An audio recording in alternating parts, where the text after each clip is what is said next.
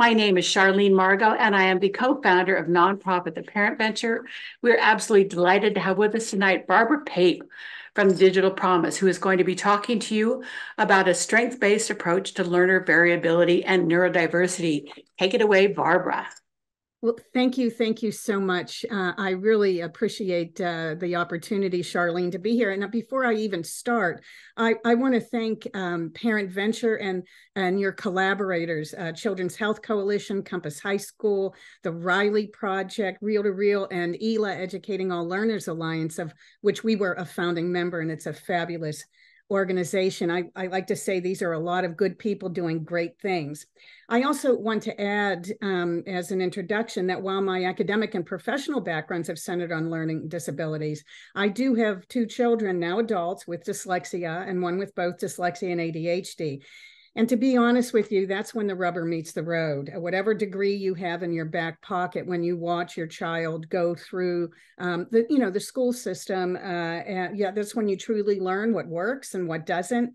And their experiences and pointers that they've given me, even today, even through this webinar, I really very much value. So let's get started, and let me see if I can turn this, and I can. So we wanted to start, hang on.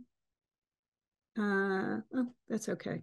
There we go, an agenda, just so you know where we're going with this. We're going to first define some terms, especially because this is the launch of this amazing series in neurodiversity.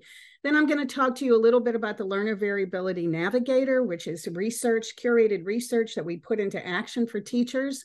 Also the IEP project, which is a strength-based and whole child approach to writing IEPs. And then I'd love to ask you guys about some takeaways after we go through the presentation today. So let's start defining learner variability with this very iconic iceberg visual. In school or in any other environment, you may see what looks like boredom or disruptive behavior or inattentive. That's the tip of the iceberg.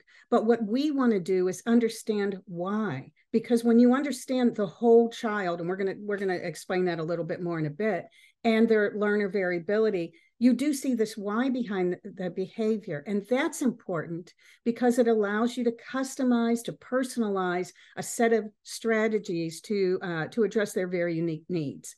Let me give you an example. If you see a student, as I said, who may appear disruptive or inattentive, working memory that isn't working, or daydreaming, if you use the principles of learner variability and whole child thinking, you may discover that they have challenges with executive function, or they just didn't get enough sleep, because sleep, research has said, is correlated to some of these behaviors. They also might feel they're under stereotype threat. We'll talk a little bit about that in a bit. Research shows these interconnections of factors of learning that also can change in context. If you're visiting with your student or child in an art museum, that behavior might be totally different than in the classroom. That was my son, by the way. And we're going to dig deeper into these concepts in a bit. So a little bit more specifics on what is learner variability. The concept of learner variability stems from Todd Rose's book, The End of Average. I don't know if any of you have read it. It's a wonderful book. And he also has done some research in the science of the individual. The important points of this definition, and let me see if I can read it to you, but I have to move our photos out of the way. There we go. So learner variability is the recognition that each student has a unique set of strengths and challenges across a whole child framework that are interconnected and vary according to context. So what's really important about that are the strengths, the whole child, interconnected, and context. And to move over to this is a paper that I wrote in the very beginning, defining learner variability. I call this the head nod metric. I'm sorry, I can't see any of you right now, but when I read this line from the paper, it seems to resonate with so many people wherever I'm presenting. And that is this: when you understand learner variability, you see a design challenge, not a student problem. And that's the direction that we want to go.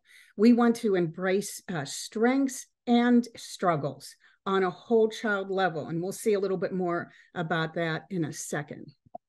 Whoops, let's see here. Okay, so something else that we would like to define for you is Universal Design for Learning, UDL. And UDL is also a research-based framework. When you get the slide deck, you can click through. There's a lot of references here. You know what's really cool about UDL, and the head of CAST, Lindsay Jones, and I have presented together a couple of times. Learner variability undergirds UDL as well, and you'll see why, given what I just said. Learner variability for UDL is the norm and context-driven. The barrier is in the design, not the learner. Learner variability, they say, is predictable and can be designed for different purposes. The UDL guidelines, if you look at that research-based framework, they mean that you can provide multiple means for engagement, representation, action, and expression. And what does that actually mean? This is about multimodal education. It is not learning styles. Learning styles is not supported by research.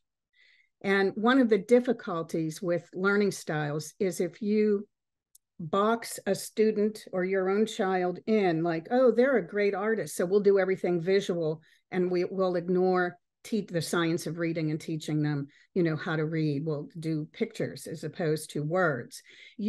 What we don't want to do is box students and young people in. Multimodal is a different thing. And we're going to see what this looks like in a classroom.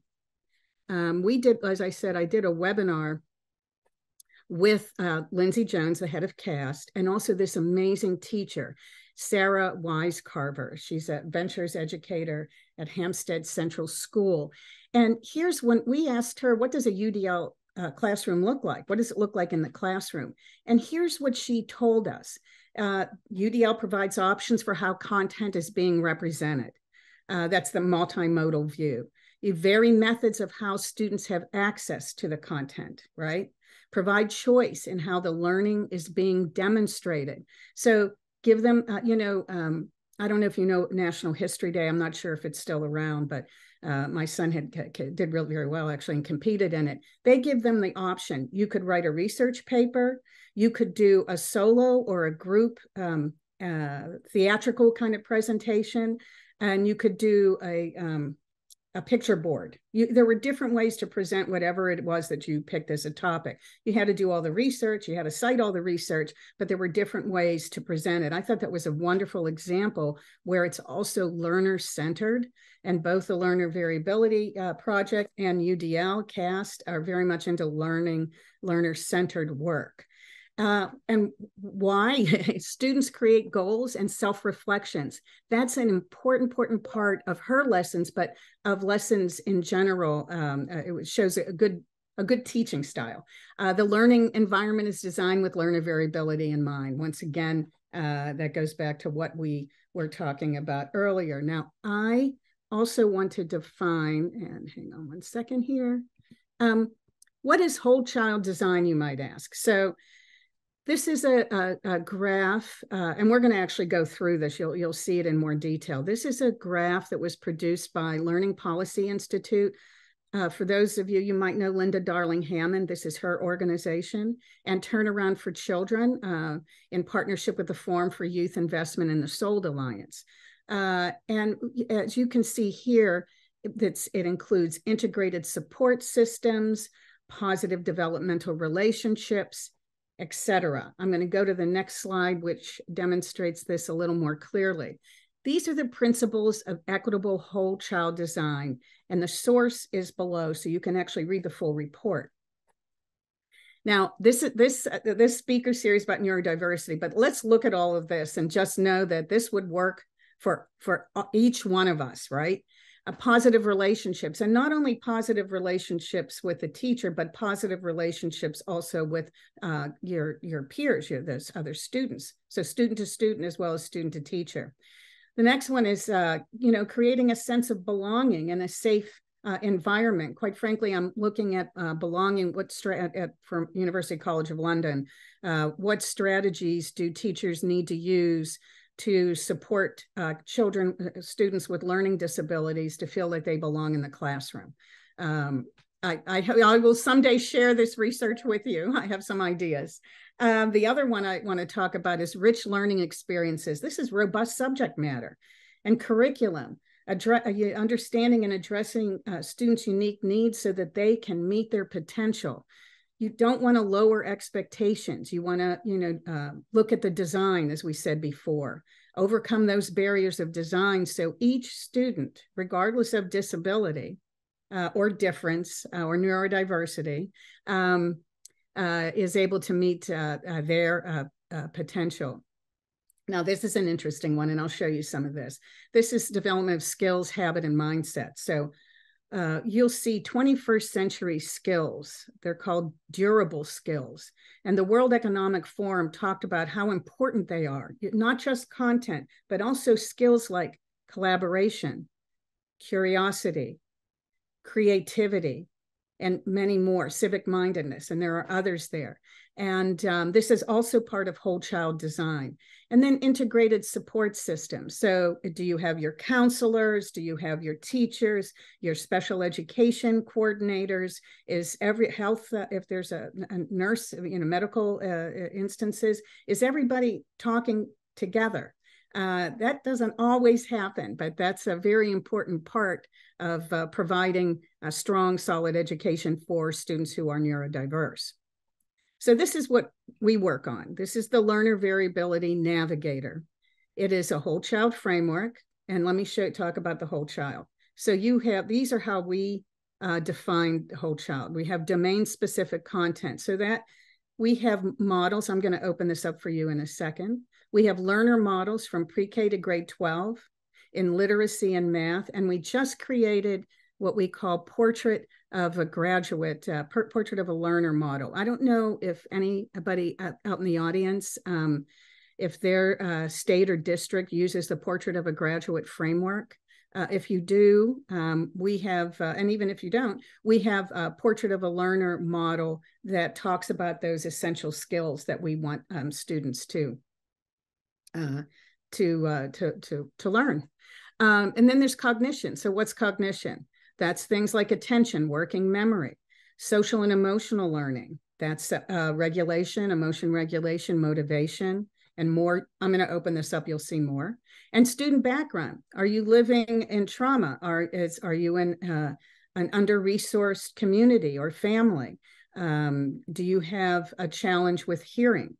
And let me see if I can quickly open this up now, and which will make you'll be able to see this a lot easier when I do this. You know what? I think what I'm going to have to do is this way. Okay, now I have to be able to see slideshow.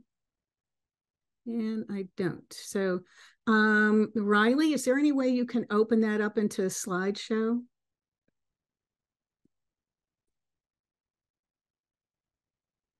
Here, wait, let me just do this. Let's see if that works. There, okay. I think we have it now. So this is our Learner Variability Navigator. It is a free tool that we are doing professional development with in schools. And you'll see in a second how we are culling from the strategies and factors here for a specific purpose, which is the IEP project. So here's these models that I was talking to you about: math, literacy, pre-K to 12, and these portrait of a learner. So I'm going to go into literacy 4-6. And this is what this looks like, which is it's just so cool. There's one really cool factor I'll show you in a second. This is our whole child framework. Once again, to the far left, you have student background. These are factors that research has said matter for learning. We have an amazing, I don't know if she's on right now, Allison, if you are, say hello. But we have a researcher on our team who organizes other researchers around the country whose expertise is in the different developmental areas and these content areas who put this together. So the student background, these are the factors that our team of researchers and Allison feels are very important in the development of children in 4th to 6th grade. Social and emotional learning, as I mentioned, that's emotion, motivation, self-regulation. Is there a sense of belonging? Are they under stereotype threat? And cognition, as we can see, attention, cognitive flexibility, short-term memory, speed of processing, working memory, and then in literacy for 4 to 6, background knowledge. And vocabulary helps support background knowledge. Phonological processing, if there's a challenge, that could be dyslexia. Genre knowledge, foundational writing skills. Now, I'm going to show you, I'm going to go and hover. If you hover over working memory, if you notice, this is the tip of the iceberg, right? If you notice your student seems to have pretty low working memory, and this is an early morning class, you could, if you hover over working memory, you can see the other factors that connect to working memory that research says is connected to working memory. So you have things like phonological processing and orthographic processing. It could be an indication of dyslexia, and certainly people should be tested. But it also is connected with sleep. And all of these things can converge, by the way. You can have like I know with a personal story, my son, I mean, if he was exhausted, his working memory was shot, and he had phonological processing challenges, right? But if it could be that this is a wonderful student, mom works the night shift. They have to get their younger siblings out in the morning, a single mom, and they just come to school tired. So it's really important to, once again, understand the why so that you can better customize the learning. So when I click into working memory, you'll have, and this is for teachers, you'll have much more background on what is working memory. And quite frankly, we know some teachers who've used this with parents, and it helps parents understand a little bit more if there are challenge areas or strengths to read through this to see, what can you even work on at home. So, but I won't go into all of that. I just do want to show you this. When I say research-based, I mean research-based because we include a list of all of the studies that we include in that. I probably shouldn't have done that because it's going to be harder to go back, but let's see what I can do quickly. Okay. But here's what teachers call the goodie bag. These are strategies for working memory that teachers can use in school tomorrow. And let me open up one of them. I'm going to open up one that I know really worked with my son, which was brief instruction steps. Content that is provided in clear, short chunks can support students' working memory. If it, instead of doing what I'm doing right now, by the way, which is a whole lot of information at one time, if we broke this down a little bit more slowly and maybe took a chunk of it here or there and then went into a breakout room, it would be easier to remember everything that we're saying here, right? But anyway, there's a video for teachers on how you can include this in the classroom. And we also design for EdTech products. So there's opportunities there as well. I do want to show one other thing here. Let me go back to factors. And let's go into sleep. Once again, a little bit more information on sleep deficit. And something that works, whether people are tired or not, is direct instruction. And direct instruction in, I'm trying to find the direct instruction in writing strategies, but I'm not, here we go. This is important, I'll be honest, in so many different ways for children who are neurologically diverse. It's explicitly teaching strategies for planning, not just writing, but planning the writing itself, revising texts, and all of that can improve a student's writing quality. Now, I'll be honest, even if a student is using dictation, or ChatGPT, it's so important to plan before you use it so you know where you're going.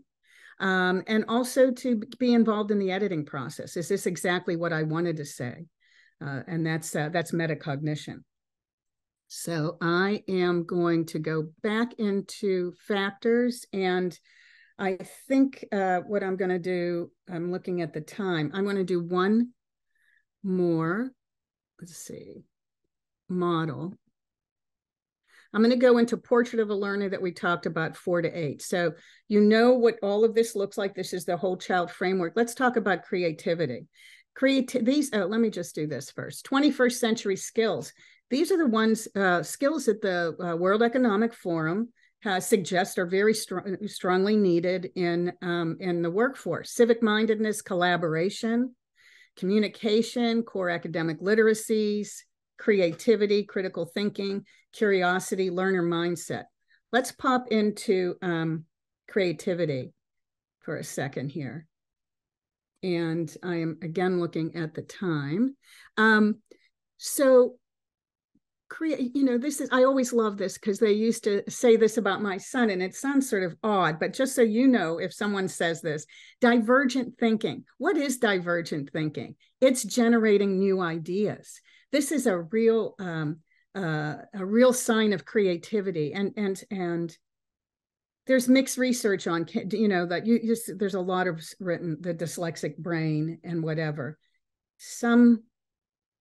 It's mixed research. However, that you can look at creativity, and if your child has a creative streak with it, which is a divergent and experimental thinking, you need to take that further. Let them experiment with them. This helps with learner-centered projects. Let them pick their project and move forward with it in a way that they would like to. So once again, we have the list of measures and references. You could write a grant proposal or do your dissertation on some of this research. But here is one of my favorite, and I have to find it here.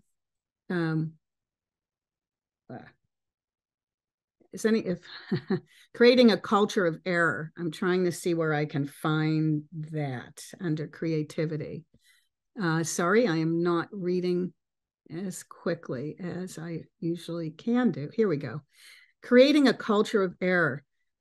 Often, all students, but students with learning disabilities, can be afraid to make a mistake. And why? It's what my son would say, you don't want to look dumb with your peers, right? And so what needs to happen in that environment is to allow errors to happen and to learn from those errors. And what that does as well is it fosters a growth mindset.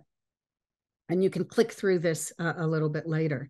Curiosity, we don't want to stifle curiosity and creativity. And the way you can enhance that in a student is to, create a culture of error. You can make a mistake. It's okay. Whoopsie, sorry about that. And what you can do is look at these videos to see how they're used in the classroom. If you're an ed tech person, we can help you design it into your product as well. Students, there's one other one I do want to show you here, and that is self-regulation, which I think some of you might be interested in. So let's see if we can find this. Here's self-regulation. And once again, hovering over, you can see things that it's connected to, and one of them is metacognition. So let's see what that means here. Self-regulation is the ability to regulate your thoughts, emotions, and behaviors to meet a certain goal. Students who explain their thinking during learning, that's called a metacognitive process, and it involves actively self-questioning or being questioned while exploring new concepts and explaining thoughts and reasoning in response. Generating explanations also activates prior background knowledge and promotes critical thinking. And that's one of those 21st century durable skills we want to help young people develop, critical thinking. Students can, and also important in the neurodiversity world, is that students can explain their thinking in a variety of ways. And what are some of those ways? We can do think alouds, which focus on organically explaining their thought process to other people. That really works for somebody like me who talks a lot, and my son inherited that. And those think alouds were a wonderful way to help him explain what he knew, so he didn't always have to take it in that day pen to paper.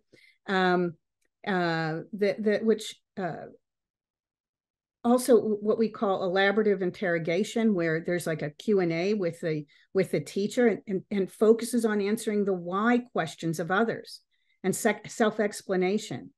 Self-talk is another opportunity here. And some of these are listed down in our strategies. Creating visual representations, gallery walk, think, pair, share. I think most of you probably have seen that. Student choice, this is a big one. I'm not going to open up some of these here now, and collaborative writing. Collaborative writing is a wonderful opportunity for students who are experiencing challenges with writing. And if there's a way that they can talk through what it is that they're trying to put on paper in a group, that often helps. And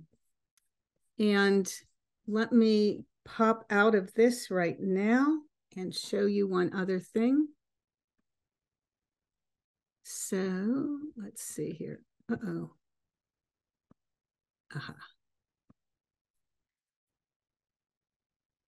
So first of all, we want to talk a little bit about why does learner variability matter?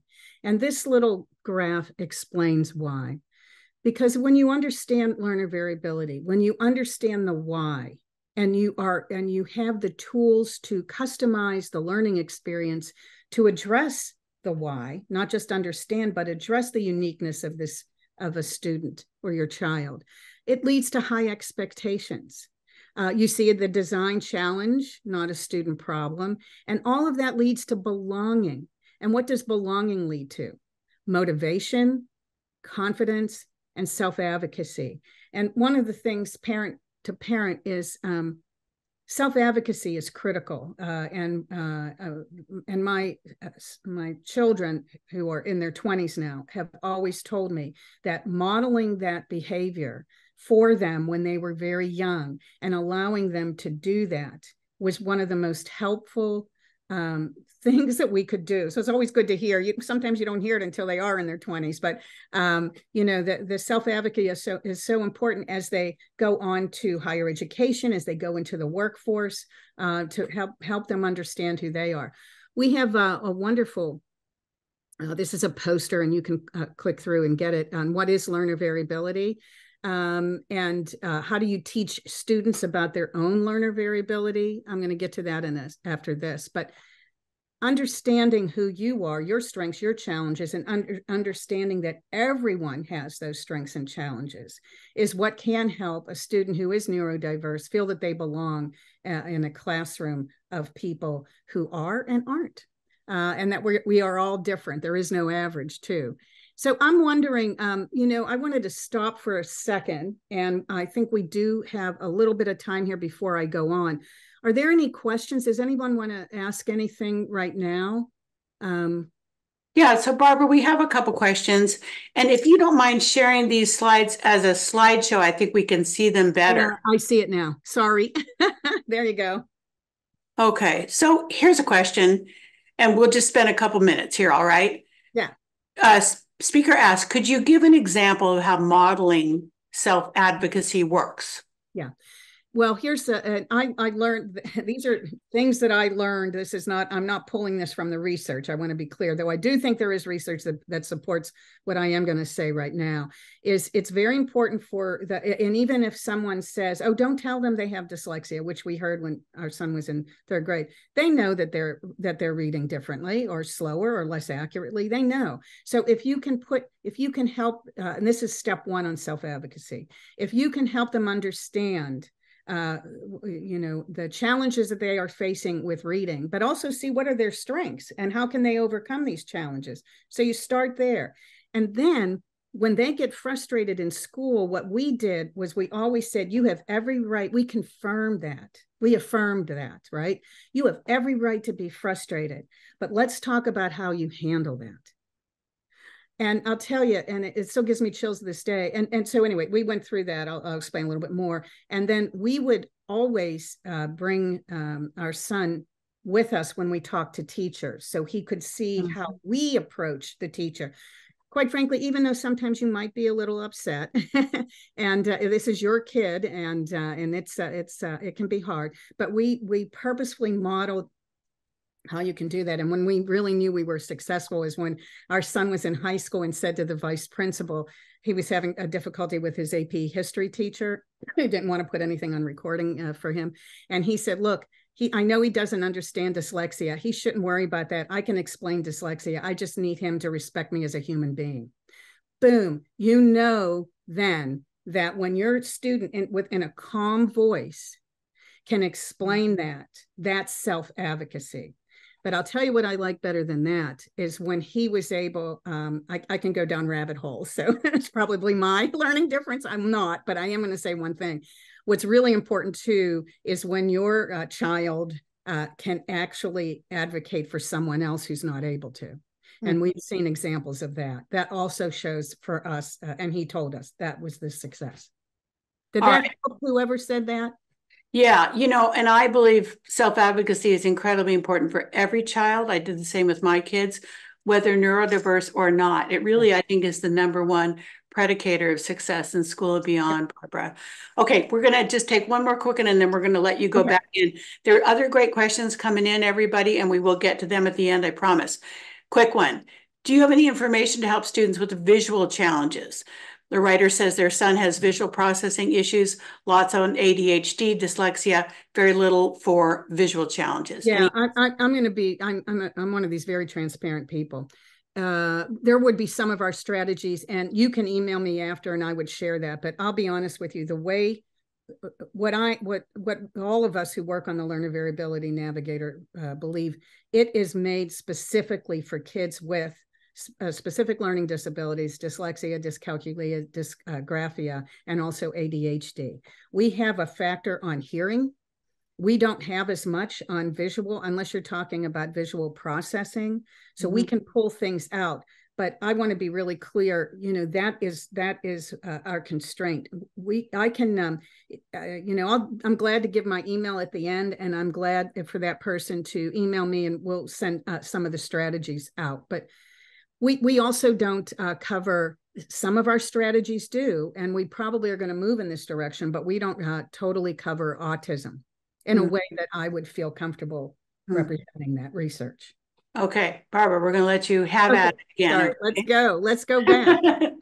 All right, back to the slides. Asset-based approaches. That's what this is all about, right? Strength-based. So to teaching and learning, what can they do? They can help develop positive academic identities. And this is from the Aspen Institute.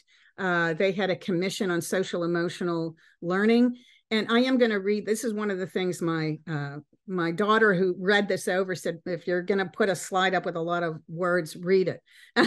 So actively help students develop positive academic identities by communicating their interest and belief in the competence of students who may otherwise be threatened by stereotyping and stigma.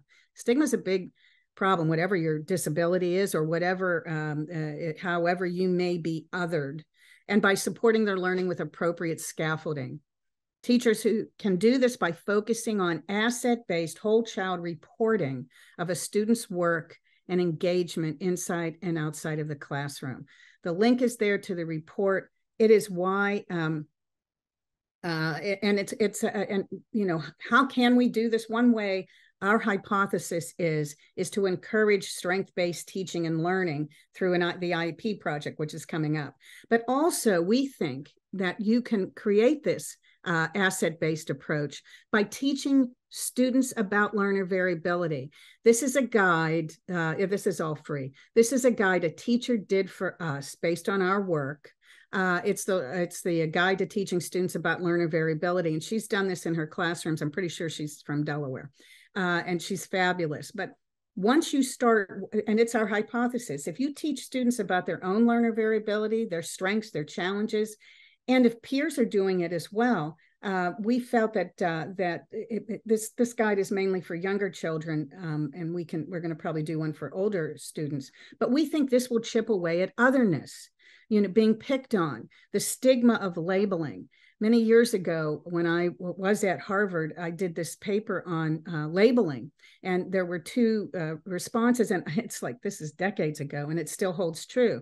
There's a plus side to labeling your student, which is getting services. There's a downside because it can cause stigma. We think our hypothesis here is if you teach students about learner variability, everyone in the classroom, not just kids who are neurodiverse, we will all see our strengths and our challenges. And so why IEPs? Because we started something called the IEP project. Oops, that was my little alarm to say start to wrap it up. IEPs are the perfect leverage for change. And why is that? It's because they are mandated. This is a compliance issue, right? They're mandated by law. It's the only legal document that provides for systematic delivery of instruction and intervention.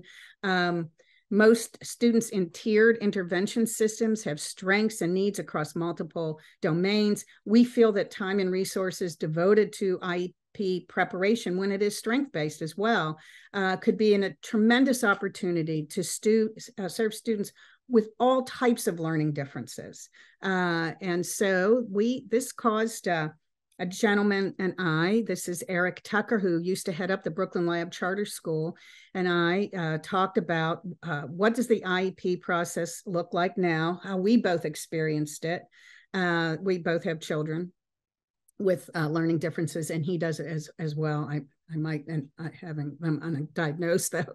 And the first visual is what it is like now. And that is that the parent and maybe the student, sometimes not, but the parent and the student goes before the 5 experts or so who tell you the 3 to 5 things that are wrong with your child. I want to be very clear as well that teachers, a superintendent I'm doing a panel with tomorrow, she said, teachers teach what they're taught. And quite frankly, that's what a lot of teachers are taught. They're taught to find the deficits, right? And so that's what they're going to do. And they're going to try to help your student by just looking at deficits. But we want to move into this whole child strength-based approach where it's a feedback loop. And the parent and the student, and always the student, are in the center. And they're explaining their background and what their needs are, and the experts are surrounding them, hearing that conversation, and there is a conversation going on, and that is the gist of what the IEP project is all about. What it's going to rely on, though, hang on, let me get here. We need a mindset shift. In order to get to that type of strength-based whole child IEP, we need a mindset shift. Now, one thing I did want to add is that the IEP law has language on strength-based. It does not on whole child. And that's what makes our work very unique. Let me actually stop too and explain that a little bit. Here's an example. There's a student in 4th grade, and this student is wonderful at building relationships. They love talking to their friends and peers and this and that. They also have dyslexia. So what you can do with a Learner Variability Navigator is look at both sides of this, the strength and the challenge. You might want to put the student, use a recorded book, right? And then form a book club so that student can converse with peers who they love, right? And have a conversation about a book, even though they're reading it in a different way. There's a whole nother thing on accommodations as well. We did a webinar on them, and it is included here. And are we teaching students how to use their accommodation? That's another topic we can talk about later. But why do we need a mindset shift? In 2017, and they're updating this even as we speak, the NCLD found that 33% of classroom teachers and other educators believe that a learning or attention issue is sometimes just laziness. 43, this is a survey they did, 43% of parents say that they wouldn't want others to know if their child had a learning disability. And I was in the Washington, D.C. area when my kids were younger, and that was really true. A lot of parents came to me, and why are you labeling your your son. And it was to get services, but also so he didn't feel ashamed of who he was. This is who he is. And he had lots of strengths and he had these challenges. And before I knew about learner variability, that's how we talked to him about it. But this is a mindset shift that we need to work on. You all, I'm sorry I can't see the chat, but you all probably know most of this. Learning disabilities and ADHD are often misunderstood, and that is so true. They are totally unrelated to a student's effort or intelligence. And the person who talked about their child, excuse me, who has visual processing issues, same thing, unrelated to intelligence. They're often underdiagnosed or overdiagnosed, and that's particularly for multilingual learners and Black students. While proper support can mitigate many challenges, you do not grow out of them. They stem from neurological differences. We've had people tell our son, oh, don't worry, you'll grow out of this. No, he will always be dyslexic. He is a remediated dyslexic and he can read. It might be a little slower, but he can certainly read now, but he always has dyslexia. They often co-occur and should be addressed directly and separately. And that's something very important to keep in mind. And when they're young, the most important thing is to figure out what is the root cause of any challenge that they are having. Is it ADHD, or are they not paying attention because they have dyslexia? That was a real important thing for us to work out with our son. People with learning differences and ADHD are heterogeneous, and their neurological makeup can look different in different contexts. That's the whole thing about learner variability. And there's still so much more to learn. There's a lot of research going on right now with fMRIs, looking at the different neural pathways to reading, for example. So we're looking for even more breakthroughs, and particularly how do you diagnose at an early age. So, I think it's also important that we understand the challenges that face teachers. I don't know if there's any teachers out there, but if you're in special ed, your caseloads have increased. There's a dearth of special ed teachers, almost more than any other subject area. Matter of fact, I think it is. We did a survey a long time ago about, what do teachers need to address learner variability in the classroom? Quite frankly, you could pull out learner variability and say learning differences. And the American public school teachers and public school parents at very high percentages, like 80% and higher, said teachers don't have the time, the support, nor the professional learning to address learner variability in their classrooms. And this is where colleges of education and state and district level professional development must step up to the plate, not only for special ed teachers, but for general education teachers, because it's about 70% of students with specific learning disabilities and ADHD and others are placed in the general education classroom. Once again, I did want to repeat here, the superintendent, I'll be working with her tomorrow. She said teachers teach what teachers are taught. And so I think we all need to try to up the game when it comes to what teachers are taught in colleges of education, but also in PD. So how do we actually do, how do we do this? How do we spread the word? How do we get this into the water? And this, I can't thank you guys enough for doing this speaker series, because this is a big way to do it, activating wide circles of support, design, and improvement. We can do this through webinars like this, through partnerships, as I mentioned EALA before. We can also co-design with teachers and students. We co-designed our teacher guide, which I probably should have opened up, but I don't think we have time, to how to help teachers create strength-based whole child IEPs. And we include a lot of the strategies from LVN, Learner Variability Navigator, that are under the headings that are in the IEP process itself. Let me see if I can. I'm going to try to do it really fast, you guys, just so you can see. And there is a link to it in here. I don't know if I have it. Oh, wait, I know where. Hold on.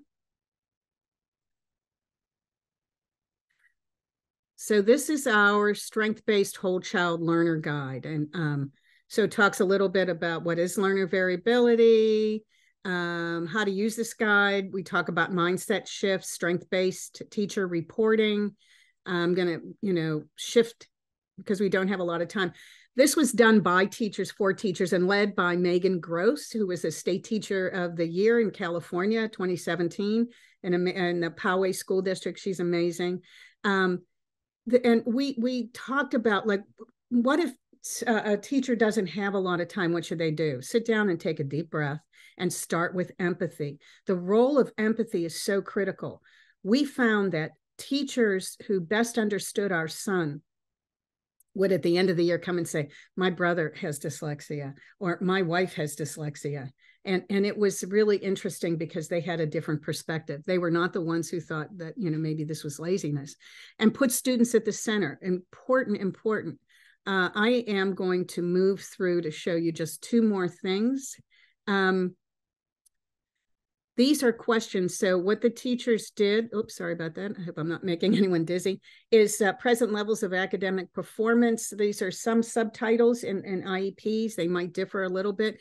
And here's assessment information. The teachers provided questions to ask so that you can put your responses in there. I just want to get down to here. The appendix is what they do call the goodie bag. They wrote up personas so you can see what it looks like, modeling behavior, right? On what it looks like to talk about strength-based and whole child in a write-up. But we also put in, these are all strategies from the Learner Variability Navigator in the different areas that are mentioned in the IEP. So you can go through and see some of that. Sorry about the very quick review there. And I need to go back to here and also go to slideshow, which here it is. Okay. And just talked about this. Okay, this is actually wrapping up so I can take questions, but we have in here all of our resources. Some I didn't even mention. You can click the images for the resource. These are Learner Variability Project webinars. They're not all of them, but these are some of the main ones that relate to learning differences, neurodiversity. Teachers, these are all free, and teachers can earn CE certificates for these. I did want to highlight, we did a webinar with Riley, and this is the one on accommodations. And one of the researchers at Digital Promise, Sheen Wei, she did this big study on extra time. And one of the things that we walked away with during this conversation was, who's teaching, even if you give a student extra time, who's teaching the student how to use that extra time? I just loved it, parting thought. Ancient Japanese idiom, I think it's called obatori. It comes from the kanji. Kanji, I think, is also Chinese writing of Japanese for the 4 trees that bloom in the spring. And their idiom that comes from that is, each flower blooms in its own time. We all grow and bloom at our own pace. And if that doesn't sum up the beauty of understanding learner variability, understanding students who are neurodiverse, and quite frankly, understanding humanity, I think it's in this beautiful, beautiful Japanese idiom. We can open up to questions. If you also want to write in the chat, what are some of your takeaways? What do you want to learn more about? Please do, and I'll get hold of that chat. Sorry. Thank you so much, Barbara. That was incredible. I feel like we've just, been at the fountain here. Everybody has really appreciated all the resources and everything you've done. So you can either keep this slide up or put the slide down. We're just going to chat here for a minute. Mm-hmm. Look at all those hearts and happy hands. That is I want to give them to you guys too. I don't know where they are though. Go ahead. All right. So not surprisingly, Barbara, to start out, we have lots of questions about the schools. I'm a parent, not an educator. Can I give these resources to my child's teacher? When will this be a part of all general education? I can't enforce my kids' accommodation, and there's so little understanding on the part of teachers and administrators as to the why behind an accommodation. Yeah. So what can parents do? Well, I'll tell you what we did. We remember now, my degree was from Harvard in reading and literacy, and my son had dyslexia, so I knew what to do. I literally came in with the research. Okay. And had meetings, and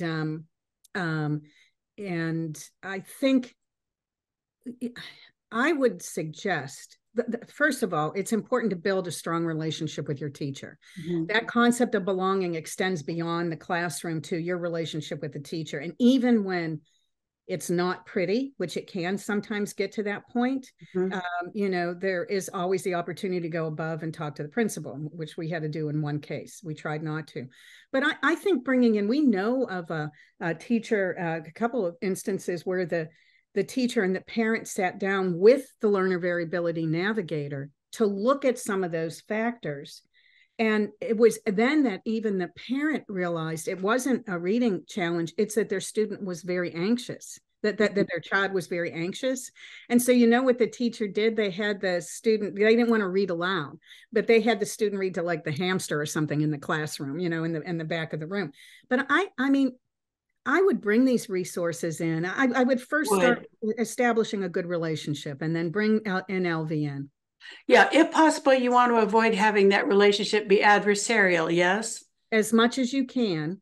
But I mean, I really mean that, like really, but you're responsible for your child and your child's well-being and how that child feels about themselves. Right. You want your kid to be able to do what Anthony did, which is, I'll teach you about dyslexia. You just need to respect me as a human being. Yeah.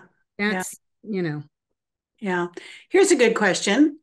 At what age would you include a child in an IEP or parent-teacher conference in terms of self-advocacy? I would start very early. I will tell you, our daughter was homeschooled because of her piano, like 5 hours a day on it when she was very young. And when she was in third grade, and I would have done this younger, we brought her into the session because she had to be reviewed in Montgomery County, which we were, and she took over.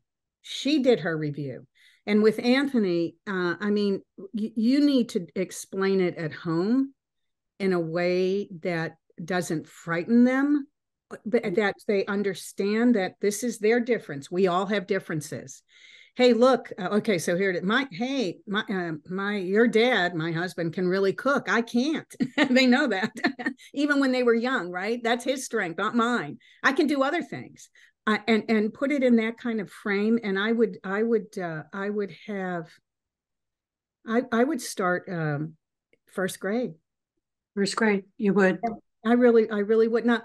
Maybe not the whole thing, and then it's also learner variability. It's individualistic to the child.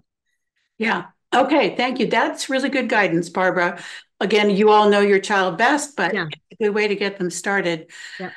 So the writer asks, public schools have limited resources for special education. The Learner Variability Project is amazing. How can parents help be the bridge to get this information to a school, district, or teacher?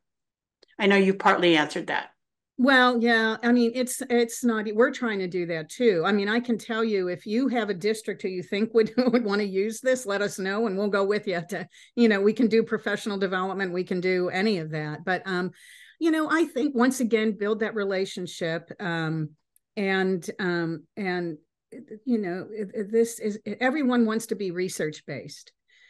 This is very research-based. We've curated it for teachers. And so I would just bring it as that. This is a way that to try to project that. I would also find out who's doing creating professional learning in your district, and see if this can become part of that, the LVN and also the IEP project, right? Right. Okay. We have just a few minutes together, but this is a really important question. Good one. How would you explain learning variabilities to a teen that doesn't want to hear all about learning differences and doesn't want to ask for help, doesn't want to feel different? Now, here's a piece of research that I read a long time ago. Even when your teenager says they're not listening to you, they are. And never, ever, ever give up. And, and it's not easy sometimes if they're like closing the door. But maybe ask them the question. Okay, I don't know what it says. Pretend it's my son with dyslexia. So how can I, what do you need what do you need so I can support you in school? Rather than telling them, ask them. I mean, that's one of the things my son and I were just talking about the other day, as a matter of fact. Asking the question and don't, because I'm an advocate. So you want to tell your kid, okay, here's the 3 things you should do. Not a good approach. Ask them, how can I help you? How can your teacher help you? What can we do? And then wait.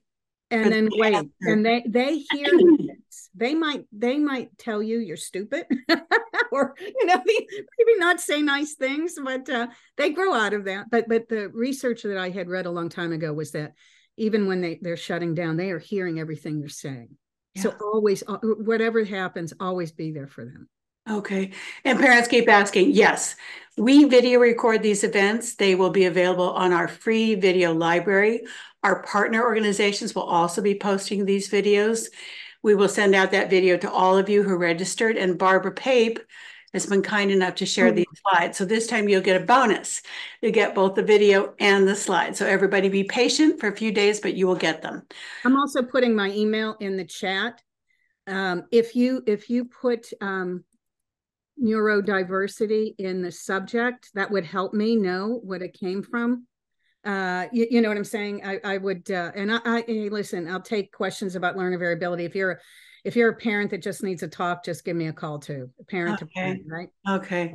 And Barbara, we'd just like to ask this final question because we think it's really important. After everything that you've been through and teaching and studying and your own children, what gives you hope? People like you.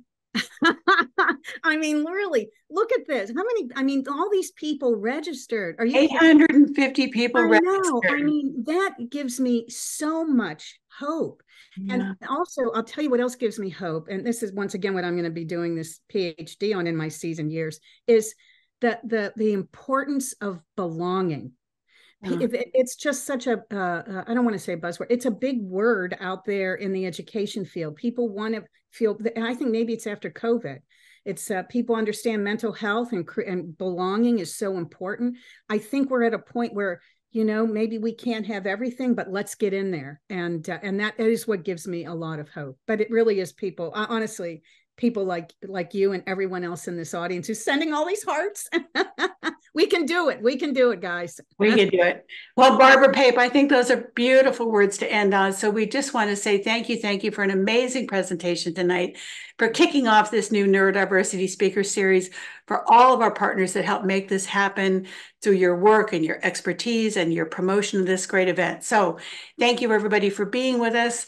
Look for the next event coming up in March, and big thanks to you, Barbara Pape, for this amazing presentation. Thank you, all of you. Thanks. Okay. Hope to see you again soon, everybody. Good night.